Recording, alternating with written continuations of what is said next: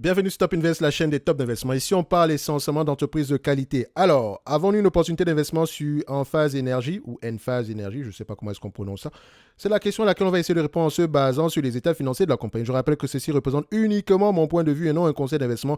Et comme d'habitude, je me réserve le droit de me tromper. C'est une compagnie qu'on a déjà eu à mentionner il y a 7 mois. 233 dollars l'action, pas assez intéressant selon nous. On s'attendait à un prix aux alentours de 100 et 150 dollars l'action. Aujourd'hui, le marché nous propose combien? 135 dollars. Magnifique, la patience paye toujours. Mais est-ce qu'aujourd'hui, cette compagnie-là est intéressante? Avant de continuer, j'aimerais vous signifier une chose. Pour cette compagnie-ci, si vous aimez, si vous voulez avoir si vous voulez avoir une vidéo plus approfondie par rapport à ce qu'on va rencontrer ici, parce que moi je vais rester au niveau des chiffres uniquement, d'accord? Enphase Énergie, je sais que Dorian de la chaîne Think FI en a parlé, d'accord? Il aime bien cette compagnie-là, donc je pense qu'il a fait une vidéo très technique sur le sujet, d'accord? Donc, où il a parlé du business. Moi, j'aime ça, en fait, quand on parle du business maintenant, parce qu'en période difficile, c'est ça qui vous permet de tenir, ok? Comme présentement, une fois que vous comprenez le business et que vous comprenez à peu près les opportunités de croissance, la taille du marché, etc., et qu'est-ce qui fait d'en face une entreprise intéressante du point de vue technique ici, pas d'analyse technique, hein? Une fois que vous comprenez cela, ça commence en période difficile, vous serez moins enclin à la panique. D'accord? Et je pense que soit c'est cette vidéo-ci ou c'est celle-ci. Dans tous les cas de figure, allez-y voir, c'est une de ces vidéos où c'est un peu plus technique que ça. Donc voilà, il vous explique à peu près comment est-ce que le business fonctionne, etc. Ce genre de choses-là. Bref, moi je vais rester très chiffre ici. Et pour la dernière fois, on était resté également très chiffre. Même si j'ai à peu près survolé ces rapports financiers-là, on a un ralentissement ici de la demande aux États-Unis, mais également ici hors des États-Unis, il y a également des opportunités de croissance. C'est juste un ralentissement en date d'aujourd'hui, ok? C'est normal. C'est un secteur qui est assez cyclique, etc. Augmentation des taux d'intérêt. La plupart des gens qui commandent les produits ici également ont parfois également recours au crédit. Bref, il y a ce genre d'éléments qu'il faut aller regarder. Donc, ici, on va aller rapidement regarder les chiffres. D'accord? Donc, on va rester sur les mêmes PER de 25 fois les bénéfices. Pourquoi est-ce que je vais rester à 25 fois les bénéfices? C'est parce que c'est une compagnie qui a quand même, la taille du marché est quand même assez grande ici, donc l'opportunité de croissance est assez élevée. On peut avoir au moins 10% de croissance sur les années à venir. Et pour ça, ne me prenez pas au mot uniquement. Allez premièrement regarder les analyses par rapport à leurs prévisions ici. Est-ce qu'ils sont plus optimistes, plus pessimistes? Ok, c'est ce qu'on va déjà aller vérifier à partir de ce niveau-ci. Alors, on lance Enphase Énergie. Qu'est-ce qu'on a ici? Pourquoi c'est en dollars? Je mets ça ici en dollars US. OK. Alors, ça nous donne quoi? Something wrong happened. OK. On va actualiser ça. Alors, donnez-moi du Enphase Énergie en dollars américains. Parfait. En termes de croissance, vous voyez déjà que la croissance des revenus des années sont très optimistes. D'accord? Donc ici, voilà, on s'attend à peu près à une croissance, je ne dirais pas une moyenne de 14% parce que ce n'est pas le cas, ça sera bien plus élevé que ça, mais disons qu'on sera à peu près à 15% sur les années par rapport à 2027. C'est une prévision, hein? Ils sont moins nombreux à partir de cette période-là, donc toujours à prendre avec des pincettes. Moi, j'aime bien me limiter ici à 2025 ici, donc au moins, donc je prends toujours en considération l'année actuelle, l'année suivante et peut-être une année supplémentaire, donc maximum 3 ans en incluant l'année actuelle. Donc, c'est-à-dire que les analystes s'attendent à peu près à 4 milliards 154. C'est bien de regarder ça, mais il faut aller vérifier pourquoi. Donc, la taille du marché va vous aider. OK? Donc, maintenant, en termes de marge ici, est-ce qu'on s'attend à avoir des marges moins élevées, plus élevées? Je vois ici que les marges auront tendance, moi, soit 30%, soit 23, 26%, 23%. Moi, j'ai tendance avec moins 10 ans et déjà à vérifier ce qui est produit en date d'aujourd'hui. Mais voilà, si on se limite à 2025, ici, on peut se dire, voilà, les analystes s'attendent à 8,71$. OK, tant mieux. Donc, on me demande de payer ici en date d'aujourd'hui 8,71$. On me demande de payer en date d'aujourd'hui 135$ pour une entreprise qui pourrait rapporter 8,71$ d'ici 2025. D'accord? D'ici 2025. On me demande de payer 135$. Techniquement, c'est un rendement de 6,45%. Ce n'est pas si mal pour une entreprise qui se négocie à 25, qui pourrait continuer à se négocier à 25 fois les bénéfices par là. OK? Parce que ça représente 4% de rendement, alors que cette période, quand on prend en considération ces bénéfices nets, on est à 6,45%. OK? Donc, c'est-à-dire que si je prends ça 8,71 multiplié par 25, OK, ça représente ici un prix à 217$ l'action, 218$ l'action. Divisé ici par 135 ici, vous allez voir que voilà, soit une croissance de 1,61%. De 61% plutôt par rapport au prix actuel. OK? So, ici, est-ce que le niveau d'endettement de cette compagnie-ci est donc resté correct? On va déjà faire un survol assez rapide ici. D'accord? Donc, ici, revenus, croissance des revenus, peut-être moins élevé que précédemment ici. On pourrait aller vérifier ça. Gross margin, qu'est-ce qu'on a ici? Est-ce que les marges brutes restent stables? Moi, j'aime bien les compagnies de croissance qui arrivent à maintenir leur marge brute stable. Est-ce que c'est le cas? Les marges brutes augmentent. C'est-à-dire qu'il y a quelque chose de plus en plus intéressant dans le futur ici. Donc, ça peut être intéressant à aller regarder en profondeur. OK? Ensuite, nous avons ici les net income. Est-ce que les net income ici sont stables? On va vérifier ça ici. Net income.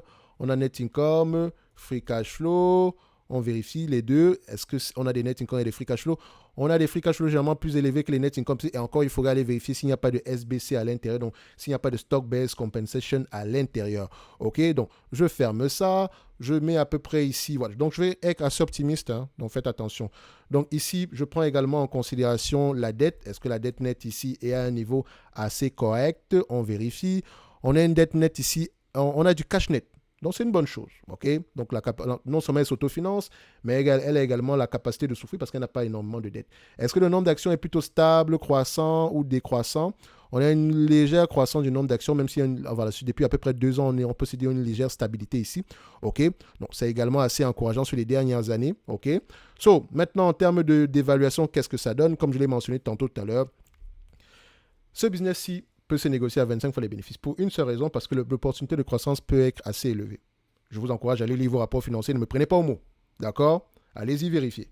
D'accord? Le management dit quoi? La taille du marché, qui sont les clients finaux, quel est le driver de la croissance de ces revenus, ok? Et pourquoi est-ce qu'on a un ralentissement actuellement? C'est important d'aller vérifier. Est-ce que le ralentissement temporaire, durable? Allez vérifier également, ok? Donc, en date d'aujourd'hui, pour une compagnie de croissance, on aimerait l'acheter à un prix qui n'implique pas la croissance. Vous vous rappelez de ce mot-là? On s'attend à peu près à 5,05$ d'ici 2025, à 25 fois les bénéfices, d'accord? D'ici 2023 plutôt, à 25 fois les bénéfices, nous avons à peu près $126 l'action. Moi, je ne suis pas très... Quand c'est 126, ça ne veut pas dire que je vais attendre absolument 126. Pour moi, 126, 135, c'est la même chose, d'accord? Plus ou moins 25% de différence ici, ça ne me dérange pas du tout, ok? Donc, voilà, 125, si on est à 126 6 fois, divisé par 0,75, donc 25% de différence ici, on a à peu près... Non, qu'est-ce que je raconte ici? 126 divisé par 0,75, ça donne à peu près ici 68, donc ça veut dire que ça ne me dérange même pas de l'avoir à $170 l'action. Ok, bref, je ne vous ai pas dit que je vais l'acheter, hein, attention. Mais ça pourrait être intéressant d'aller creuser en phase énergie en date d'aujourd'hui. Admettons même que les multiples diminuent, ok, et qu'on s'attend plutôt à des multiples de 20 fois les bénéfices, on sera à peu près, par rapport aux prévisions de 2025 ici, on sera à peu près à du $180 l'action. Et encore, la croissance sera au moins de 10% sur les années suivantes, ok, donc 10% c'est pas cher payé, d'accord? Ce n'est pas cher payé à ce prix-là, d'accord? Même aujourd'hui. Donc, ça peut être intéressant d'aller regarder en profondeur. Est-ce que les analystes ont tendance à faire de bonnes prévisions ici également? Oui. Mais il faut également vérifier si on n'était pas sur un cycle haut, d'accord? Donc, en phase énergie n'était pas intéressante à $233 l'action. Mais à partir d'aujourd'hui, ça commence à être intéressant. Donc, vous voyez que la patience finit toujours par payer, les amis. Aujourd'hui, en phase énergie, ça pourrait être intéressant d'aller regarder. Non seulement du point de vue business, d'accord? Parce que, voilà, point de vue business ici, je pense qu'il y a quelque chose d'assez intéressant. Et je pense que c'est ça qui va vous aider à tenir à court terme. Parce que moi, je ne sais pas jusqu'à combien le prix va baisser. Ce qui m'intéresse ici, c'est de savoir si le business model ici a du sens, si le produit ici a de l'avenir. Et si les marges ici pourraient être maintenues, et non seulement les marges peuvent être maintenues uniquement si l'entreprise a un produit qui a du sens. OK? Donc, allez-y lire ça. Je vous ai envoyé la vidéo ici, la vidéo en question, donc je ne sais pas laquelle précisément ici, mais vous pouvez voir, je pense que c'est la dernière que j'ai regardée. Je pense que c'est celle-ci. Dans tous les cas de figure, si ce n'est pas la bonne, il va vous renvoyer sur les anciennes vidéos. Donc, allez-y regarder en phase énergie, mais en date d'aujourd'hui, ça commence à sentir bon. C'est toujours intéressant, les amis. C'est important de toujours évaluer vos entreprises. L'évaluation, c'est bien, mais ça ne fait pas tout quand on veut investir. Il faut également comprendre le business en lui-même. Les drivers derrière sont également importants. Quand vous joignez les deux ici, vous avez fait une véritable analyse fondamentale. Ici, on a fait une analyse quantitative, mais ça nous permet déjà de poser les bonnes questions. OK? So, en lien dans la description de la vidéo, vous avez le service Top Premium et ainsi que la Top Newsletter. Dans le service Top Premium, vous pouvez demander des analyses quantitatives comme celle qu'on a fait ici aujourd'hui, recevoir 2 notes d'analyse ici sur les entreprises qui, moi, me semblent sous-évaluées. Attention, je n'ai pas dit que je vais mettre du en phase à l'intérieur, mais ça pourrait m'intéresser du en phase. Donc, si j'arrive à comprendre le business model, etc. derrière, parce qu'il y a à peu près une certaine zone d'ombre, mais j'ai bien aimé cette vidéo-là parce que ça a un tout petit peu éclairci les choses. Parce que moi, sur le plan technique, quand je n'ai pas utilisé un produit ou bien quand je n'ai pas parlé aux clients, etc., c'est souvent difficile pour moi. Ou bien si je n'ai pas vu l'avis des clients, quelle est la problématique à laquelle ça répond ici, je suis un avis à peu près, je reste toujours assez prudent. Mais après avoir vu cette vidéo, s'il a réussi un tout petit peu à me convaincre du point de vue technique, technique, je dis bien. OK? Maintenant, l'évaluation, etc., je n'ai besoin de personne pour la faire, d'accord? Donc ici, moi, j'ai mis 25 fois les bénéfices, etc. Vous avez les arguments ici. Si vous êtes assez pessimiste, changez-les. Dans tous les cas de figure, intéressez-vous à du en phase énergie. Donc, normalement aussi, sur la partie ici du service Top Premium, vous pouvez demander des analyses quantitatives. Et également, je vous présente 2 notes d'analyse sur les entreprises qui, moi, me semblent sous-évaluées, sur lesquelles je prends la peine de lire, d'écouter les conférences call et de vous donner à peu près ce que je pense de cette compagnie-là à court terme ici, d'accord, ainsi qu'avec une évaluation. Ça ne veut pas dire que je vous promets un quelconque rendement, non. Vous prenez et vous allez lire vos rapports financiers. Si vous avez des questions, on est là pour y répondre, vu que moi, j'aurais lu les rapports financiers. Donc, il y a de grandes chances que, dépendamment des questions que vous allez poser ici, que je puisse vous répondre facilement. Ou bien, vous pouvez poser des questions tellement pertinentes que ça peut me remettre en cause mon évaluation de départ ou bien mon analyse de départ. Donc, c'est important. C'est le questionnement qui nous aide, les amis. C'est très, très, très, très, très, très important parce que les chiffres, c'est la partie la plus facile. Je vous dis toujours, c'est facile d'analyser, d'évaluer une compagnie. Pensez en termes de rendement. Aujourd'hui, on me demande de payer 135 $ ici pour une entreprise qui pourrait rapporter 5 $ en 2023. OK, ça représente un rendement de combien? À peu près aux alentours ici de... Voilà, aux alentours de 3,70%. Et encore, c'est une entreprise qui pourra avoir une croissance d'au moins 15% sur les 5 prochaines années. Donc, techniquement, je pourrais doubler mon bénéfice net. Donc, si je double mon bénéfice net par rapport au prix actuel, ça représente déjà un 7% de rendement. Or, si c'est une entreprise qui se négocie à 25 fois les bénéfices, d'accord, à 25 fois les bénéfices, ça veut dire que c'est un rendement de 4%. C'est-à-dire que c'est un business ici qui pourra à peu près faire du 4,25% ici par rapport au prix actuel. Si on prend sur 5 ans, on a au moins un rendement de 13%. Vous m'avez pas compris? Ben, c'est pas bien grave que ça, la vidéo est terminée. Rendez-vous sur la prochaine vidéo, un like, un abonnement, un commentaire. Ça fait toujours plaisir. Merci.